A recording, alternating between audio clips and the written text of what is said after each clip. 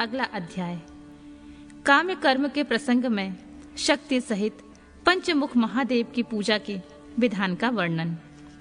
तदनंतर शिवाश्रम सेवियों के लिए नैमित्तिक कर्म की विधि बताकर उपमन्यु जी ने कहा, यदुनंदन, अब मैं काम्य कर्म का वर्णन करूंगा जो इहलोक और परलोक में भी फल देने वाला है।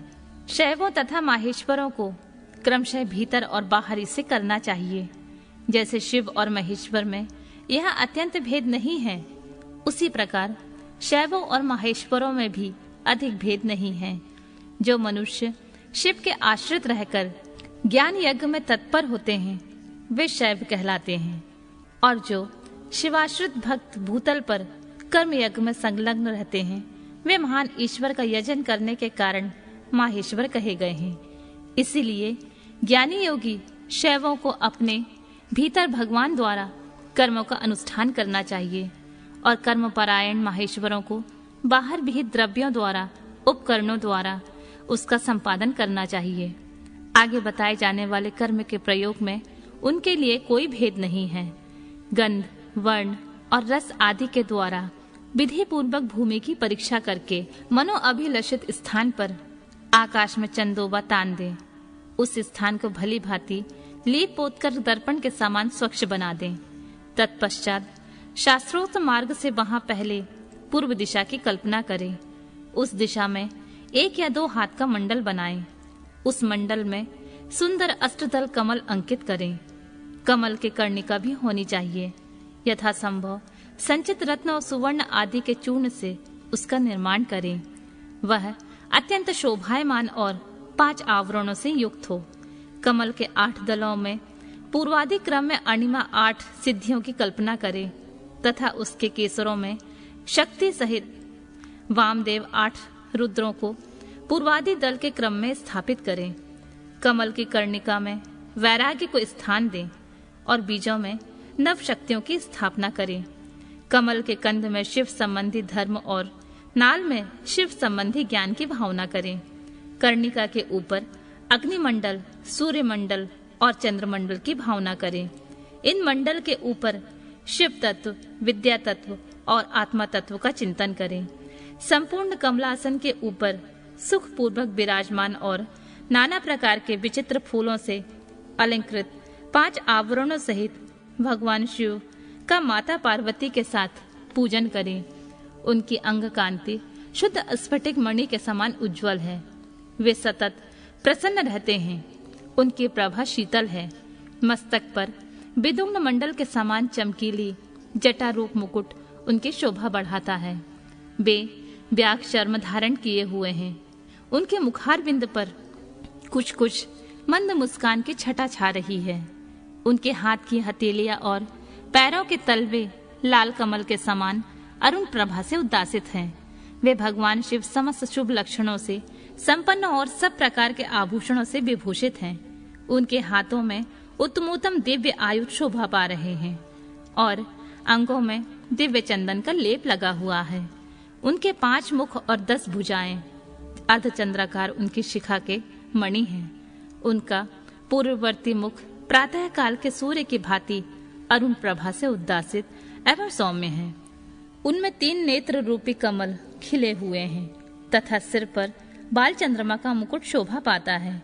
दक्षिण मुख नील जलधर के समान श्याम प्रभा से भासित होता है। उसकी भौहें टेढ़ी हैं और देखने में भयानक है। उसमें गोलाकार लाल लाल आंखें दृष्टिगोचर होती हैं। दाढ़ी के समान वह मुख विकराल जान पड़ता है। उसका पराभव करना किसी के लिए कठिन है। उसके अधर पल्लव फड़कते रहते हैं। उत्तरवर्ती मुख मूंगे की भांति लाल है। काले काले केशपाश उनकी शोभा बढ़ाते हैं। उनमें विभ्रम विलास से युक्त 3 नेत्र हैं और उनका मस्तक अर्धचंद्रमय मुकुट से विभूषित है। भगवान शिव का पश्चिम मुख पूर्ण चंद्रमा के समान उज्जवल तथा 3 नेत्रों से प्रकाशमान है। उनका मस्तक चंद्रलेखा की शोभा धारण करता है। वह मुख देखने में सौम्य है और मंद मुस्कान की शोभा से उपासकों के मन को मोह लेता है। उनका 5वां मुख स्फटिक मणि के समान निर्मल चंद्रलेखा से सुसज्जित अत्यंत सौम्य तथा 3 प्रफुल्ल नेत्र कमलों से प्रकाशमान हैं। भगवान शिव अपने दाएं हाथ में शूल, परशु, वज्र, खड़ग और अग्नि धारण करके उन सबके प्रभा से प्रकाशित होते हैं तथा बाएं हाथ में नाग, बाण, घंटा, पाश तथा अंकुश उनकी शोभा बढ़ाते हैं। पैरों से लेकर घुटने तक का भाग निवृत्ति कला से संबद्ध है। उसके ऊपर नाभि तक का भाग प्रतिष्ठा कला से, कंठ तक का भाग विद्या कला से, ललाट तक का भाग शांति कला से और उसके ऊपर का भाग शांति अतीता कला से संयुक्त है। इस प्रकार वे पंचध्व व्यापी तथा साक्षात पंचकलामय शरीरधारी हैं। ईशान मंत्र उनका मुकुट है। तत्व पुरुष मंत्र उन पुरातन देव का मुख है। अघोर मंत्र हृदय है। वामदेव मंत्र उन महेश्वर का गुहा भाग है और सद्वजातम मंत्र उनका युगल चरण है। उनकी मूर्ति 38 कलामयी है। परमेश्वर शिव का विग्रह मातृकामय, पंच ब्रह्मा, ईशान सर्व विद्या नाम आदि 5 मंत्रमय, प्रणवमय तथा हंस शक्ति से संपन्न है। इच्छा शक्ति उनके अंग में आरूढ़ है। ज्ञान शक्ति दक्षिण भाग में है और क्रिया शक्ति वाम भाग में विराजमान है। ये त्रितत्वमय है, अर्थात आत्म तत्व, विद्या तत्व और शिव तत्व उनके स्वरूप हैं। ये सदाशिव साक्षात विद्या मूर्ति हैं और इस प्रकार इनका ध्यान करना चाहिए। मूल मंत्र से मूर्ति की कल्पना और सरलीकरण की क्रिया करके मूल मंत्र से ही यथोचित रीति से क्रमशः पाद्य आदि विशेष अर्घ पर्यंत पूजा करें।